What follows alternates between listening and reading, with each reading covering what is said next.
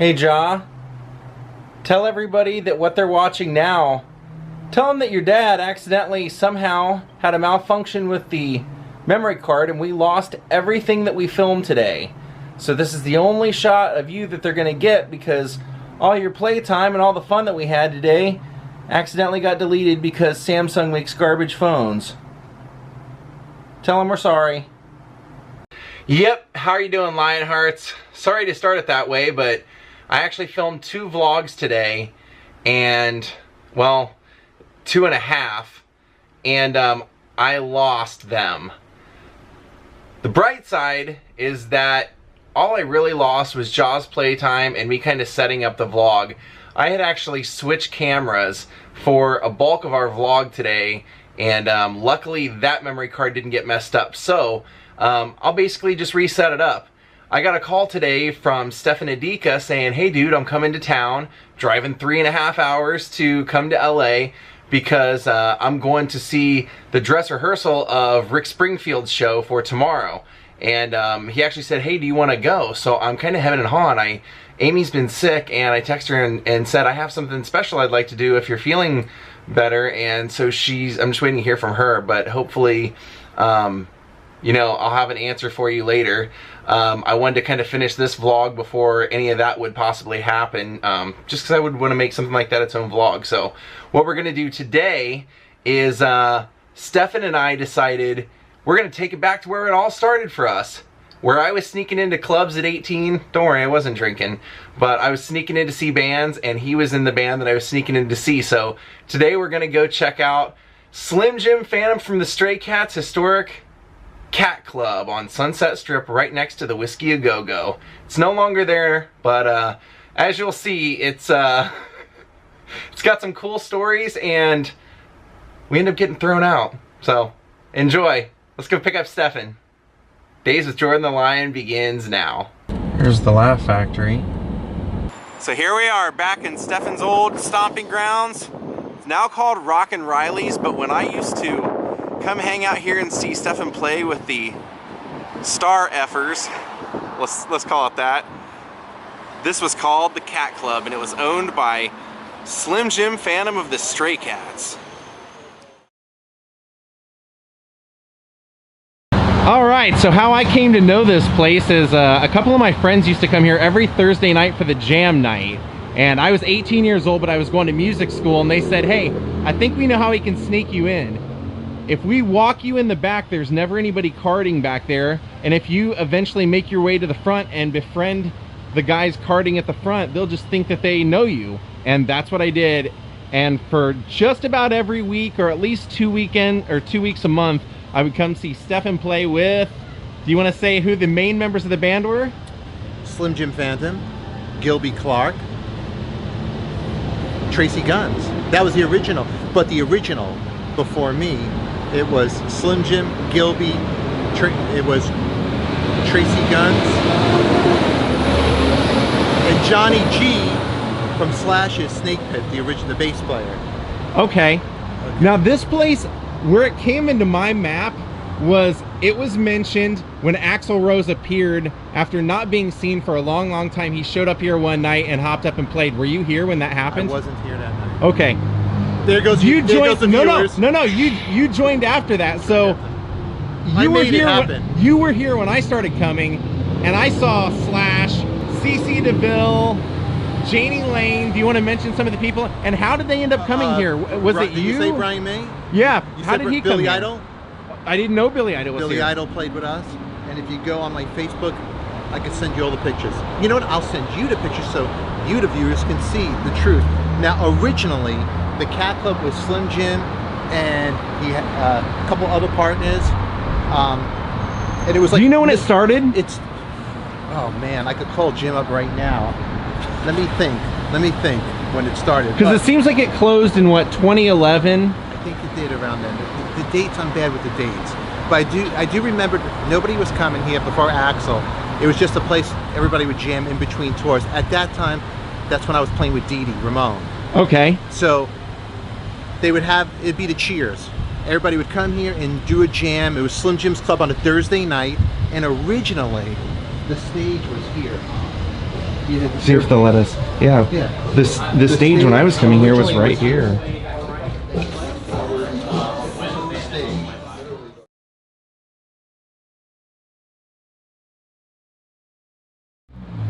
So at some point I quit coming, no offense, Stefan, I just quit coming to the shows here, and they moved the stage actually to over here, and he was saying that's where Billy Idol performed with them.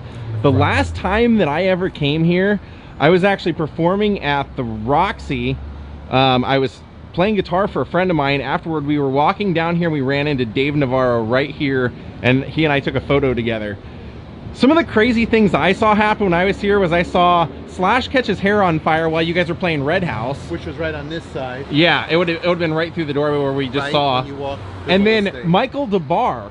Yeah. What band was he in? He was in he was in the WKRP band, was the one I always laugh about. Wasn't he in a version of Power Station? Power Station, right? And then DeBarge? No. Or DeBar? He was married to Pamela DeBarge, the famous. Right. You know.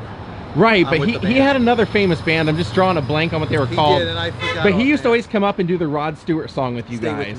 Stay with me. All the time. And it's actually thanks to you guys that I became Rolling Stones fans. I had never, my family was not Rolling Stones fans, and you guys always used to play. I mean, there were a ton of. You always played like Brown Sugar things like that. Yeah. We did. You can't always get what you want. Sympathy for the Devil. We would do Get Back. We would do a lot of blues stuff. We'd open up the set with blues stuff. And I remember a lot of Sweet Home Chicago, Mercedes-Benz with Gilby. Oh yeah, he always did Mercedes-Benz. Now, who was your favorite guest to see up there perform? Because this was kind of like what I remember as the China Club, where everybody came because it was a weekly jam night, and everybody would come here on Thursdays. It was in the beginning. It was a lot of fun. Carrie Hamilton, which I was just scrolling through some pictures of who played here, she'd come up and always want to do the blues. She would do Oh Darling. Tell them who she is. Carrie Hamilton, Carol Burnett's daughter, and unfortunately she passed away to cancer. But she would come up there, and she was such a sweetheart, a real down-to-earth person. And I'm still friends with her sister, Jody Hamilton. But Carrie would come up here and always do the blues. She'd do a version of Oh Darling, always want to do Red House with Tracy Guns, me, Gilby, and Slim Jim. That was the main band. That's right, it was Tracy Guns, Slim Jim, and me and Gilby. I remember Cece hopping up there and playing Surrender with you guys, and Cece, yeah. Janie Lane, when Janie Lane was obviously still alive, coming up there. And now I'll tell you a funny story. There used to be a girl named Pumpkin Pie, and she used to come to me, and supposedly she was the girl who they based Almost Famous about. I don't know if that's true or not, but she would bring the bigwigs here. She brought the guy Squire that played who's the bass player? Chris Squire. Chris Squire. And he was in Yes. Yeah, always. Really? His mind, yeah. But she was the reason that Axl came here. She brought Axl here after Yes. And then when Axl came here, that's when the whole place blew up, and that's when all those people started coming to hang, you know. It became, because Rolling Stone wrote about it. But before that, you'd have 10 people here. So that night, the people that were here with Axl was not me. It was Jimmy Asherts, who was in a band Broken Homes. He played in Izzy Stradlin's The Juju Hounds. He was down here, Jimmy. And so did Slim Jim. So those were the people here. And that song that those guys played was Dead Flowers. Now, how did you become a part of the band? Since you said you weren't originally in that first group, how did you come in? Well, I was in Gilby's side band, his solo band. Okay. But in between that, I was playing with Dee Dee Ramone. So I was busy on the road with Dee Dee at the time. So Dee Dee passed away, I think, 2001. So this is you're looking around about 2000, maybe 1998. This was probably about going on. Right.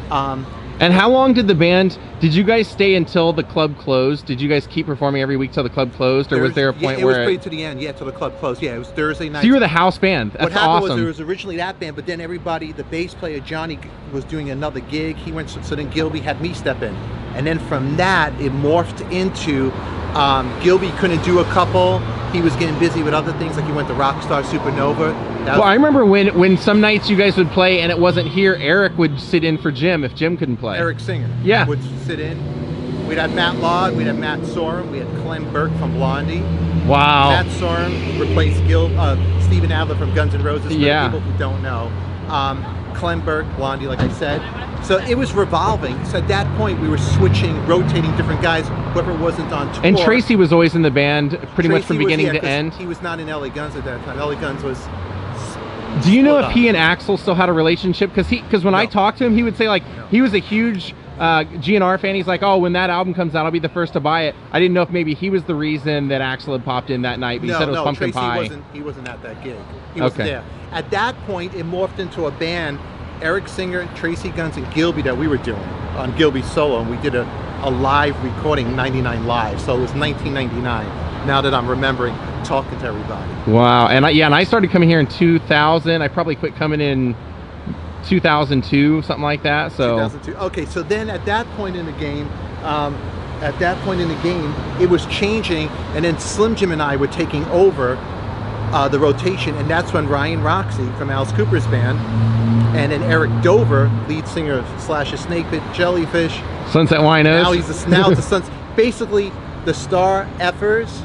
I don't want to say the language. Yeah, I believed it too. The Star Effers transformed into the Sunset Winos, which is in Paso Robles. So we were running this for a long time here, the history. So now we can kind of turn this into a shameless promotion that now you guys, all these years later, have what was like, you know, almost a decade later, you guys have put it back together, and quarterly you play all those songs as though, you know, back in the old times. Here's the situation. So then we were on this side playing against the wall when you're walking on the right. So it was staged. We were Eric Dover, and then it changed more into making Dover the front man, Ryan Roxy. Then we had Dizzy Reed of Guns N' Roses. We added him in the mix. And then we would have different people come up and jam with us, like Leif Garrett, the actor who played... Oh, I was here one of the nights Leif Garrett played. Yeah, he played all the time with us. Janie Lane.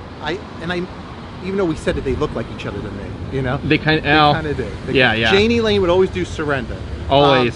But it was just like, you'd hobnob, and everybody would be there, and it was a time when all these bands, like Warrant, before Rock of Ages came out, these bands were now not doing much. Yeah. So they weren't at the high point, so this was their cheers. Everybody hang out and want to go up and jam. CC would come up and jam, and he was, you know, lived around here, so he would just stroll in. And my first meeting of Slash, who was my guitar idol, I met him right here. He was sitting right here with his legs out towards us, smoking a cigarette after a club. And we just got kicked out of being in front of the Rock and Riley's now, so I guess we had to move it along. Do they know that Gilby Clark's texting me right now? I guess they didn't care. Don't know. Now we're out in front of the Whiskey A Go Go. So now we're over at the Whiskey, and Stefan wanted to point something out. Now they're having something very similar to what you guys did here at the Whiskey. Hey, right here, the Hollywood Jam Night. They just had Bill Ward from the Black Sabbath up here. I saw on YouTube. London. And it's pretty appropriate they'd have this poster here at the Whiskey because the band actually lived right up this street. Alright gang, I hope that gave you a little bit of an idea as to how Stefan and I met, all the cool stuff that we saw together and that I got to experience in my first year coming to LA. Now all these years later we're friends.